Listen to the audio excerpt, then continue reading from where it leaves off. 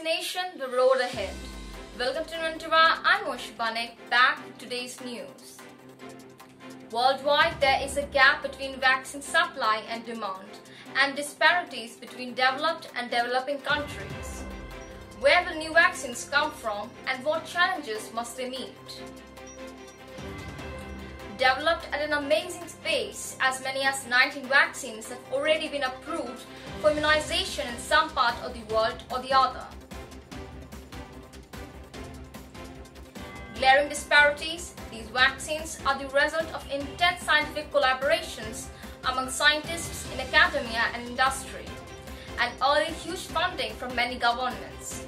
Glaring disparities and differences in vaccine types, their availability and distribution have emerged in vaccination programs across the globe.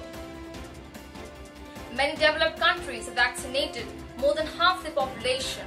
On the other hand, resource-compromised countries have barely started the vaccination programs.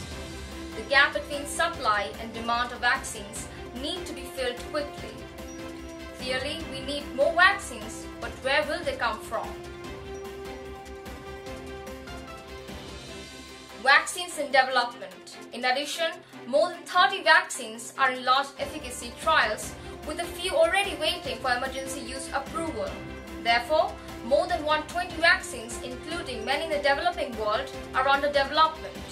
The most cost-effective vaccine of AstraZeneca, which is approved in more than 100 countries, is already being manufactured in many other countries.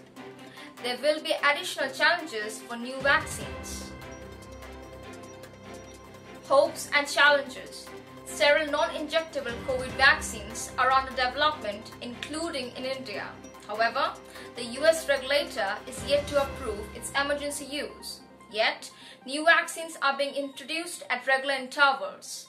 Recently, China has started vaccination of all minors using its own vaccines. There have been concerns about the efficacy of these vaccines in some Asian countries, including Indonesia and Thailand. India now and later. Clearly, the supply will need to be more than twice the present rate.